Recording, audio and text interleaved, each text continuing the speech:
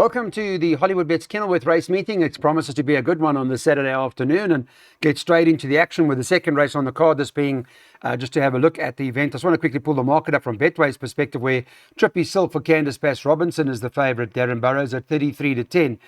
Number 8, Babylon's the second choice over there at 6 to 1. And then you've got number 16 on the card, Dancing to the Light for Justin Snaith, and they priced up at 6 to 1. You can get sevens about the horse 13, Prince of Tibet for Pit Stain, and the 1 Connery for the Cotson Yard is priced up, what is that, about 8 to 1, I think, and then it's like 12 to 1 and better about the other. So, interesting race it is indeed. I just want to put up in terms of exactly what we involved in here. It's a maiden class field, and it's over 1,200 meters. There are, how many of them? 16 of them at this point in time, recording on the Friday, that will be going to the gate. Remember, Daryl Marie's not with us. I've got Darren Burrows, and he'll, of course, tell us what we need to do here in the bipod first leg, Mr. Burrows. Yes, Clyde, it is an open race. I think there are plenty with chances. Now, let's start off with Connery. Now, I fancied him a couple of times at Durbanville, and he was drawn out deep, which cost him the race 3 runs back behind Raph's Rocket. And last time out, he went the 1,400 meters, and he failed to fire. But that was in a feature race against Tail of the Comet.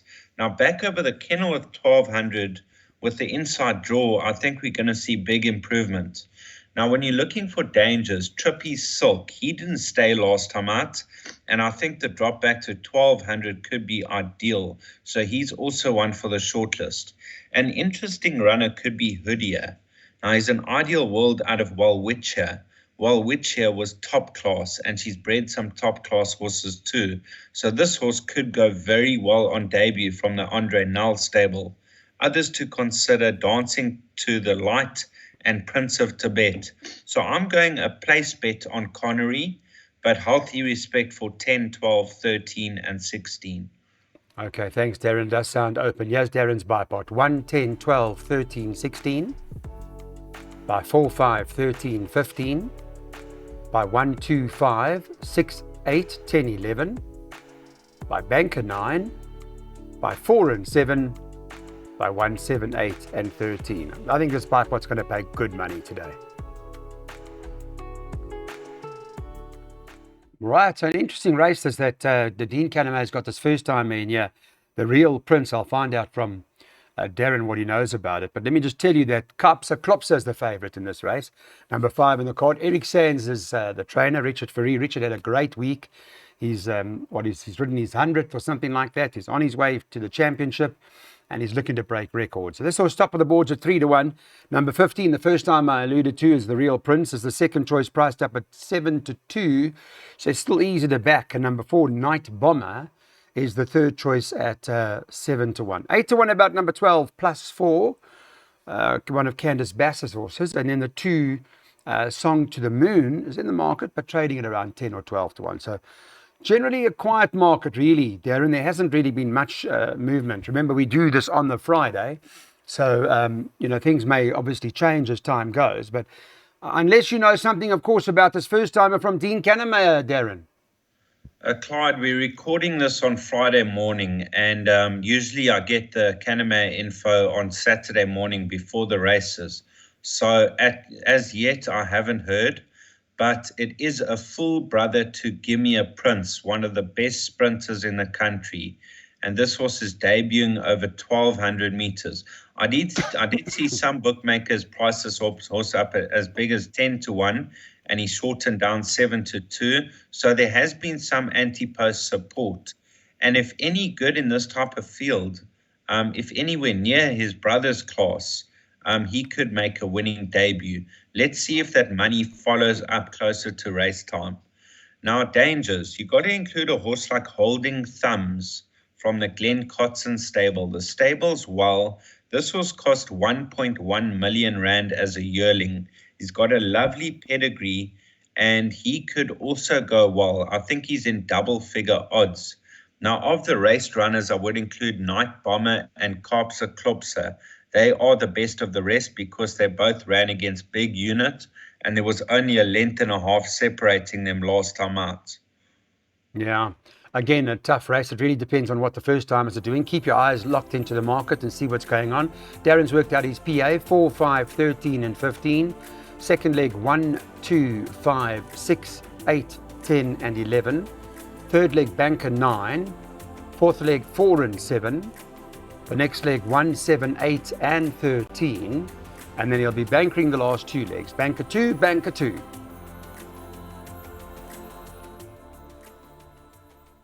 Okay, it's pick 6 time now. We need to get our pick 6s on. Darren's worked it out for us, I'm sure. It's a maiden plate and it's run over the mile. And there's a horse that's been pretty consistent in here in the form of Harold Crawford and Michelle Rex's horse. That was Kawakazi. Richard Faree's on the horse again, and he's had 3 solid performances to date. He's 22-10 favourite.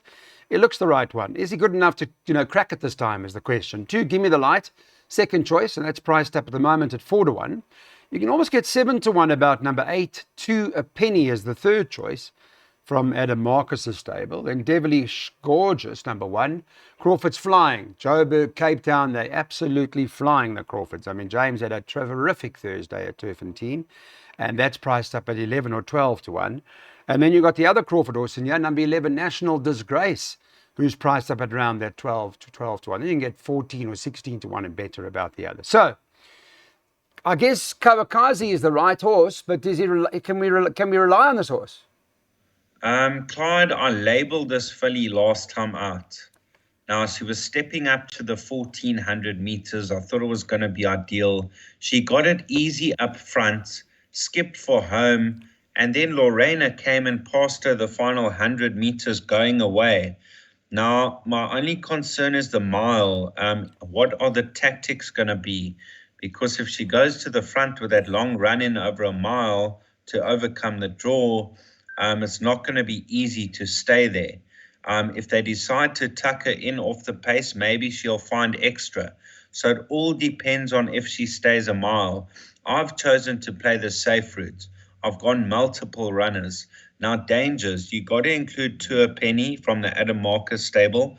I liked this filly last time out. She ran well. She was staying on at the finish behind Andy's goal, and I think the long run in at Kenilworth's going to suit her. Then you've got Devilishly Gorgeous and Gimme the Limelight, numbers 1 and 2.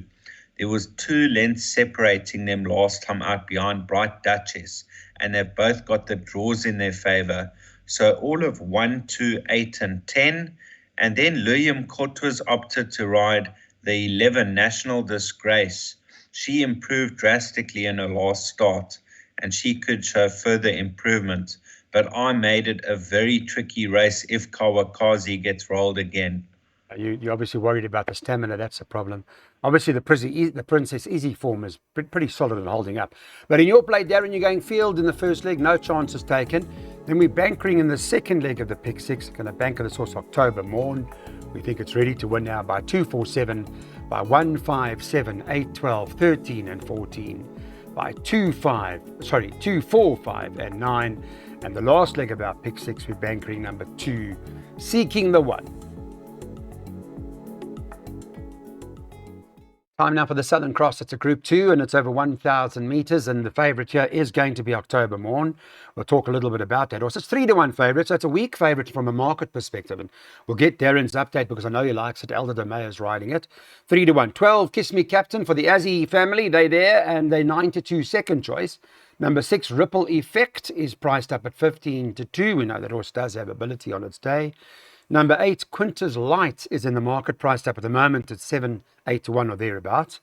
And number 3, Baltic Secret, is priced up at, what price is this? 12-1. Yeah, then after that, I might as well just give you the rest. 5, Candy Town, double figures, the one on the card as well for the Vaughan Marshall stable, Only San. Number 4, Golden Tatiana, 11, 3 Rocks, they're all in there. 7, Hunting Trip, 2, Gimmy's Lassie, and 14, Blue Holly as well. Fantastic, Mrs. Margarita. At this point, they're all taking part. But Darren is quite big on October Morn, although the market doesn't seem to be that bullish on it, Darren, yeah. Clyde, I think this filly's going to shorten race time, as she did last time out from 2-1 into even money, where she was the unluckiest of losers. She went for a gap coming into the straight. They closed on her. And when that happens over 1,000 meters, it's hard to recover. She was absolutely flying home. She got beat by Baltic Secret that day. And she meets Baltic Secret again, 2.5 kilos better off at the weights. And on that occasion, she was unlucky not to win going away. Daryl Marie also agrees with me that October Morn is a banker, and we are taking our chances. I think she's an above average sprinting filly. I think she's got a bright future over the sprinting trips, and I think she's great value at 3-1. Okay, well, that's good to know. I'm glad that you do like her in terms of the card and the value, and Daryl's agreeing that October Morn is one of the bankers of the day.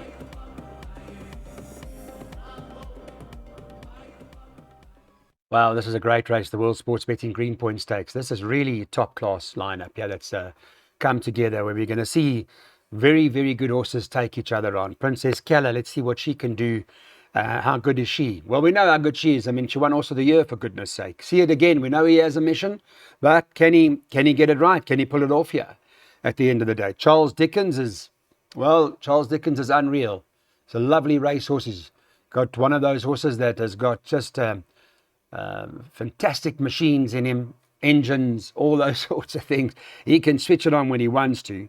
I'm not sure where it ends at the end of the day. But let me give you an idea from a market perspective that in this race, Betway have got number 7, Charles Dickens, as favourite, but at 9-20. So it's 5-10, this horse. 2, See It Again, is the second choice at 11-2. Number 4, Princess Keller, is 11-2. And then you've got 6, Al Mutana's. Well, Al Mutana's 20-1. So really the only 3 in the betting. And Charles Dickens is sort of hugging all of the fame right now, to be honest. Darren Burrows at 5-10.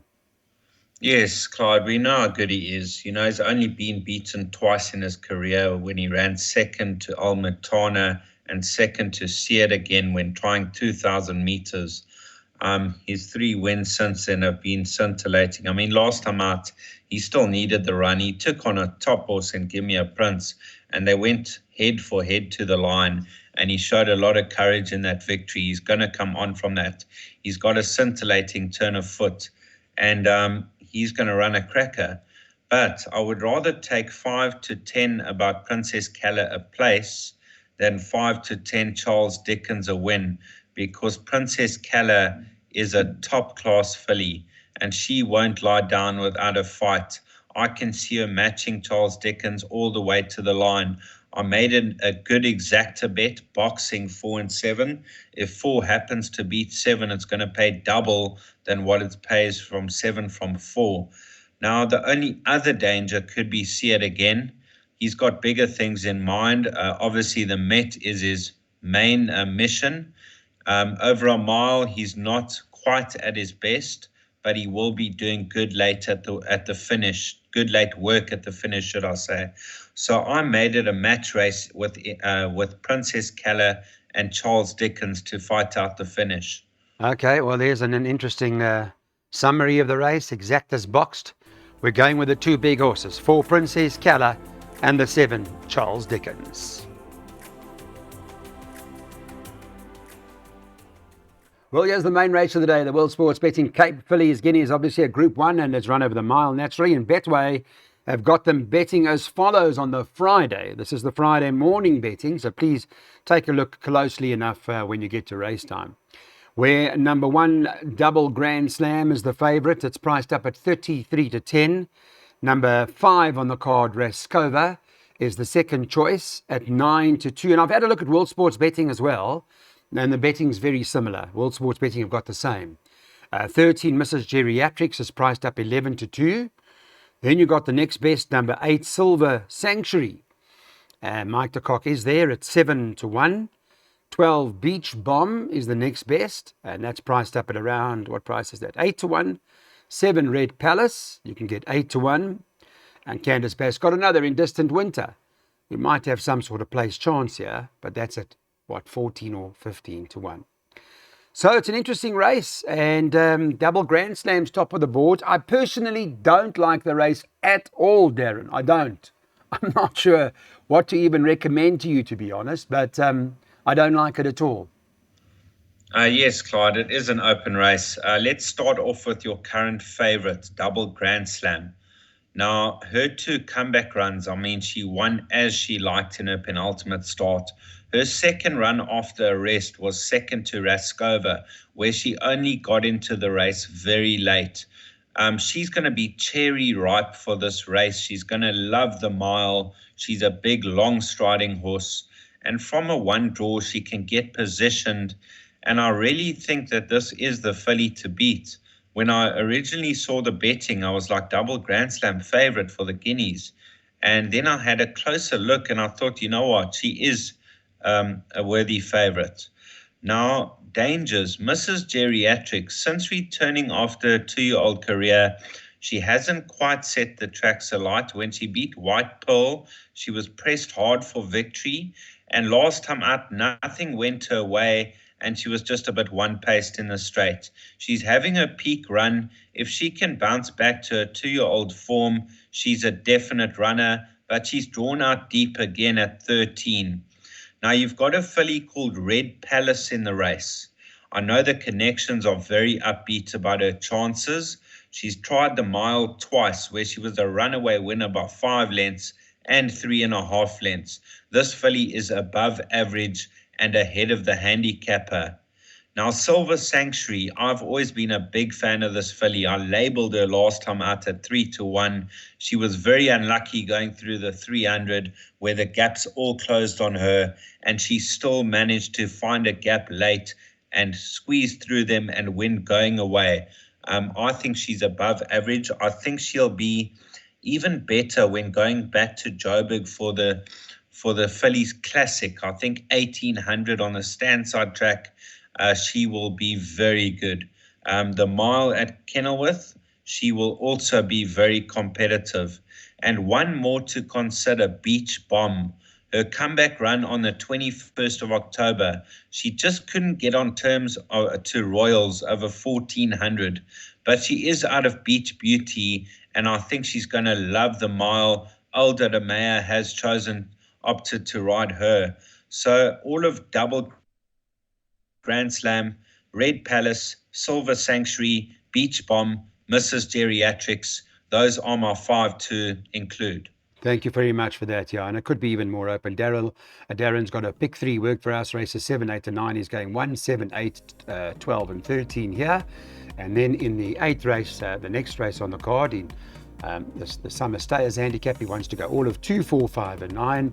And then the last race, that pick 3, you've seen from his pick 6 already. We're bankering the Crawford horse, number 2, Seeking the One. Thank you so much for watching Betway's Waiter to Win.